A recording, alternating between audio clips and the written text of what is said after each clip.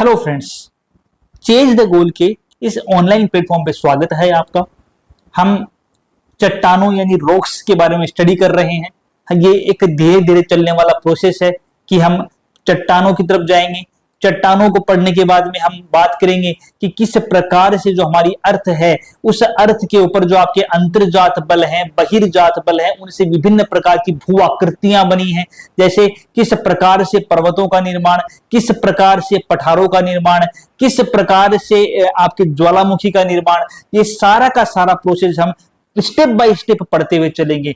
अब चूंकि हम शुरुआत में चट्टाने पढ़ लेते हैं, आग्नेय चट्टाने, अवसादी चट्टाने, रूपांतरित चट्टाने, आग्नेय चट्टाने के अंदर ग्रेनाइट कैसे बना आपका, बेसोल्ट कैसे बना आपका, किस चट्टान में जीवाश्म पाया जाता है, किसमें नहीं पाया जाता, किसमें धात्विक खनिज की मात्रा अधिक होती है, किसमें कम होती है, ये सारा का सारा हम स्टेप बाय स्टेप पढ़ते हुए चलेंगे।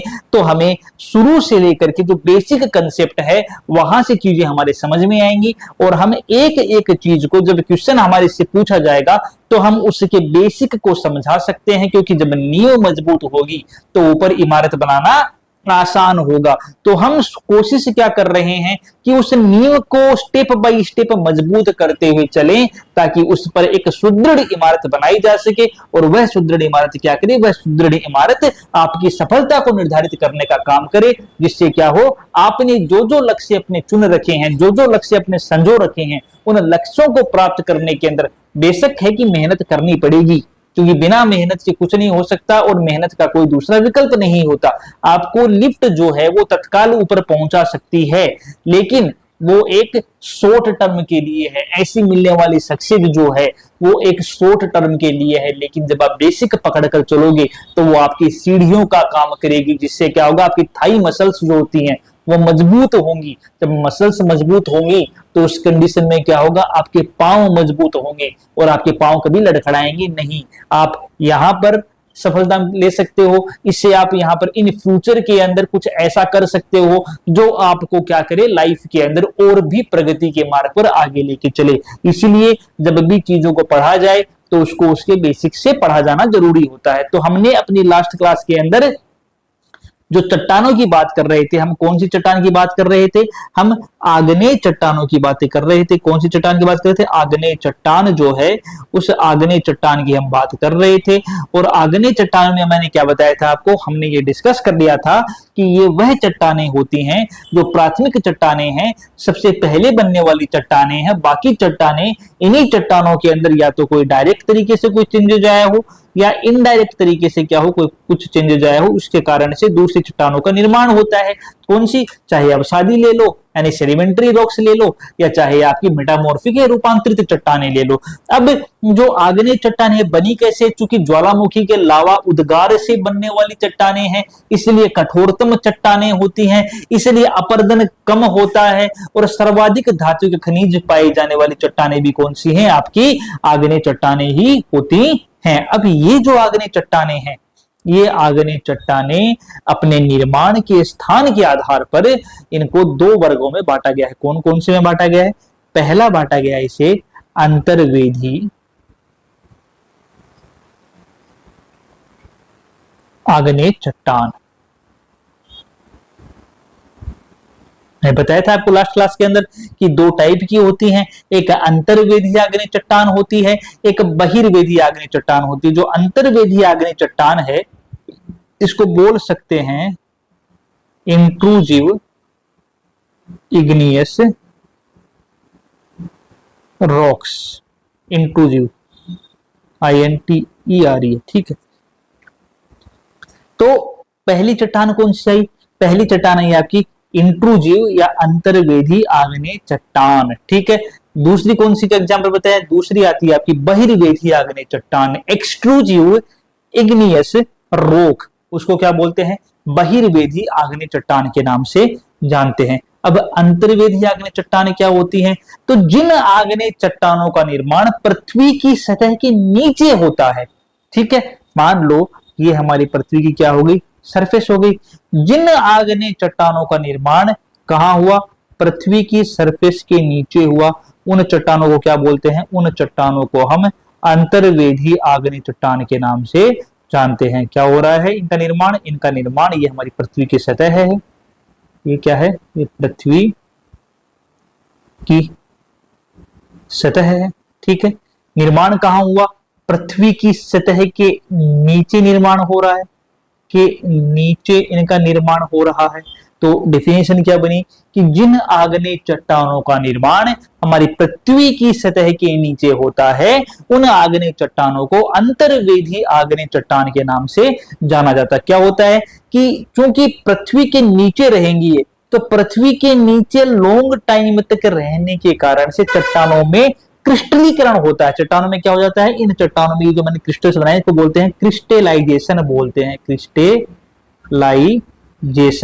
चूंकि क्या हुआ भाई, ज्वालामुखी जो है वो ज्वालामुखी कुछ पृथ्वी की सतह पर खुल जाते हैं। कई बार लावा का डिपोजिशन पृथ्वी की आंतरिक संरचना में, जैसे भूकंप आता है, भूकंप में क्या होता है भाई, भूकंप का रीजन यही तो होता है कि भूकंप पहली बात जो हमारे सेस्मिक जोन होते हैं वहीं आता है। असल में क्या है, भूकंप आने के लिए, भूकंप आने के लिए जरूरी शर्त ये होती है कि वहां पर क्या हो, वाटर का सोर्स हमारे पास प्रेजेंट हो।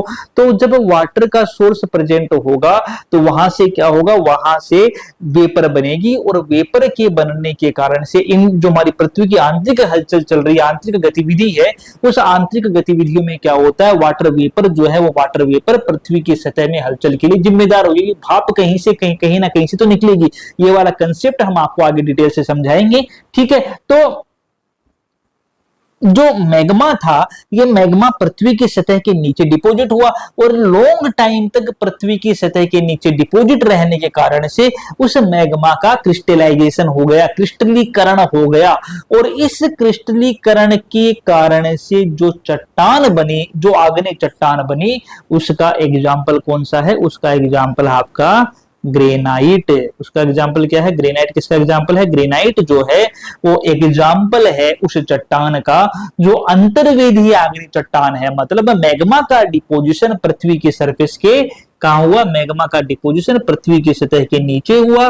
पृथ्वी की सतह के नीचे मैग्मा डिपोजिट रहा लंबे टाइम तक, जिसके कारण से उसका क्रिस्टलीकरण हो गया, और क्रिस्टलाइजेशन के कारण से क्या हुआ, जो चट्टान हमारे सामने आई वो कौन सी, ग्रेनाइट चट्टान हमारे सामने आई। अगर पूछ लिया जाए ग्रेनाइट है एक आग्नेय चट्टान है, पूछ लिया जाए बेसोल्ट है वो भी एक आग्नेय चट्टान है, दोनों में फर्क क्या है, फर्क ये है कि ग्रेनाइट जो है वो अंतर्वेदी आग्नेय चट्टान है, मैग्मा का पृथ्वी की सरफेस के नीचे डिपॉजिट होने के कारण से और क्रिस्टलाइजेशन के कारण से बनने वाली चट्टान कौन सी है, आपकी अंतर्वेदी आग्नेय चट्टान आपकी ग्रेनाइट है। दूसरा एग्जाम्पल और आता है, उसका नाम आपका पेरिडोटाइट।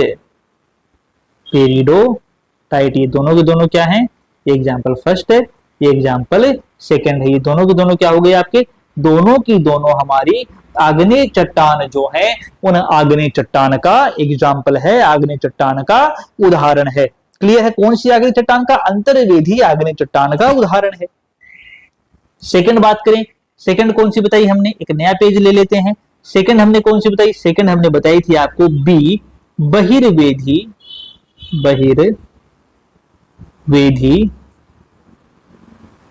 आग्नेय चट्टान। ठीक है, बहिर्वेदी आग्नेय चट्टान, या क्या बोलते हैं इसको बोलते हैं एक्सट्रूजिव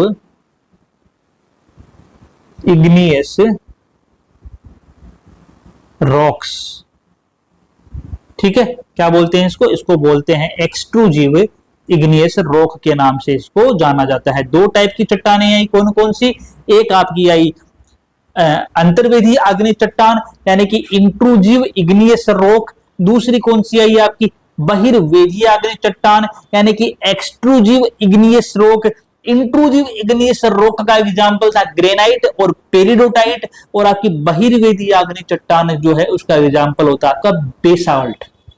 ठीक है, बेसाल्ट किसका एग्जांपल है, बहिर्वेदी आग्नेय चट्टान। होता क्या है कि जो अंतर्वेदी आग्नेय चट्टान थी उसमें मैग्मा का डिपोजिशन पृथ्वी की सतह के नीचे हो रहा था। ठीक है, जो क्या हो रहा था, जैसे मान लो ये पृथ्वी की सरफेस हो गई और पृथ्वी की सरफेस के नीचे क्या था, पृथ्वी की सरफेस के नीचे मैग्मा का डिपोजिशन हुआ था।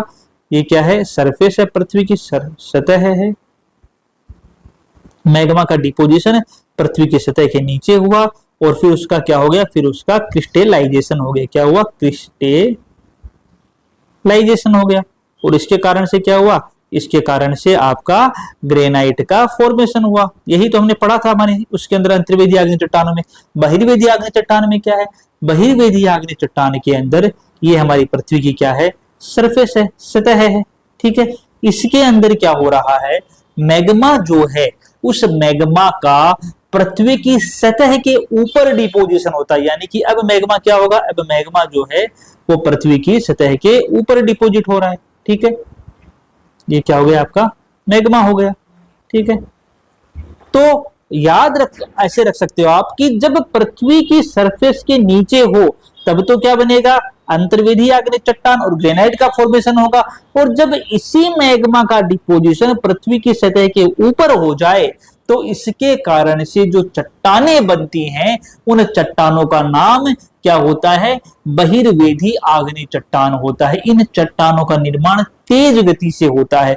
जो आपकी अंतर्वेदी आग्नेय चट्टान थी, क्योंकि इनका निर्माण तो आपका बहुत धीरे धीरे हुआ, जिसके कारण से क्रिस्टलाइजेशन का मौका मिल गया, ठीक है, उसी के कारण से क्रिस्टलाइजेशन का मौका मिला। लेकिन चूंकि आपका मैग्मा पृथ्वी की सतह पर डिपोजिट हुआ है, तो पृथ्वी की सतह पर डिपोजिट होने के कारण से चट्टानों का निर्माण तेज गति से हुआ है। कैसे हुआ है, क्योंकि मैग्मा ठंडा जल्दी होगा, बाहर हुआ बारिश होगी, क्योंकि टेम्परेचर जो है वो क्या होगा, day by day per day के अंदर टेम्परेचर जो है, कभी गर्म टेम्परेचर, कभी ठंडा टेम्परेचर, कभी बारिश का मौसम, तो उस कंडीशन में मैग्मा के ठंडे होने की रेट बढ़ जाएगी। और जब मैग्मा रेपिडली ठंडा होगा, तेजी से ठंडा होगा, तो वह तेजी से ठंडा होकर चट्टान का निर्माण भी तेज गति से करेगा।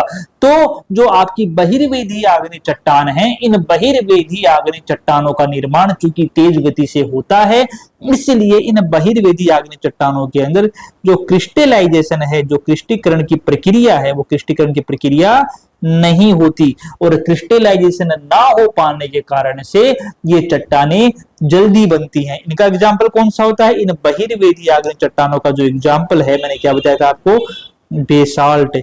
जो बेसाल्ट चट्टानें हैं वो किसका एग्जाम्पल है, वो बहिर्वेदी आग्नेय चट्टान जो हैं, उन बहिर्वेदी आग्नेय चट्टानों का उदाहरण है। इसके अलावा एक नाम और आता है, वो आता है आपका एंडेसाइट, ठीक है। एंडेसाइट भी क्या होता है, एंडेसाइट भी आपकी बहिर्वेदी आग्नेय चट्टान का एग्जाम्पल है, ठीक है। हम आग्नेय चट्टान डिस्कस कर रहे हैं। आग्नेय चट्टान में मैंने क्या बताया कि आग्नेय चट्टान वह चट्टानें होती हैं जो लावा के उद्गार के कारण से बनी है, चाहे पृथ्वी के सरफेस के ऊपर लावा डिपोजिट हो, चाहे पृथ्वी के सरफेस के नीचे लावा डिपोजिट हो।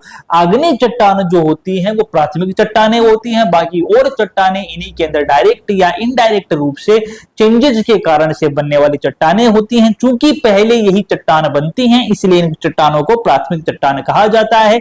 जब लावा का डिपोजिशन पृथ्वी की सरफेस के ऊपर हो तो इस प्रकार से बनने वाली आग्नेय चट्टान बहिर्वेदी आग्नेय चट्टान कहलाती है, जिसका एग्जाम्पल हमारा बेसोल्ट होता है और हमारा क्या होता है, एंडेसाइट होता है। और जब यही लावा का डिपोजिशन पृथ्वी की सतह के नीचे हो और उसके अंदर ड्यूरेशन बढ़ जाएगा, ठंडा होने के अंदर लगने वाला समय बढ़ जाएगा, जिसके कारण से उन चट्टानों में क्रिस्टलाइजेशन हो जाएगा और इस कारण से बनने वाली चट्टान अंतर्वेदी आग्नेय चट्टान या इंट्रूजिव इग्नियस रॉक्स के नाम से जानी जाएंगी। और ये वाली जो आग्नेय चट्टान बन रही हैं, इनका एग्जाम्पल कौन सा था, इनका एग्जाम्पल था ग्रेनाइट, और पेरिडोटाइट क्या था, इसके एग्जाम्पल थे। तो आज की क्लास के अंदर हमने आग्नेय चट्टानें जो थी उन आग्नेय चट्टानों को कंप्लीट कर लिया है। हमारी जो नेक्स्ट क्लास होगी उसमें अब दो चट्टानें बची हैं हमारे पास। एक हमारे पास अवसादी या सेडिमेंट्री रॉक्स बची हैं, एक हमारे पास हमारी मेटामॉर्फिक या रूपांतरित चट्टानें बची हैं। उन चट्टानों को हम अपनी अगली क्लास में डिस्कस कर लेंगे। आज के लिए इतना ही करेंगे। धन्यवाद।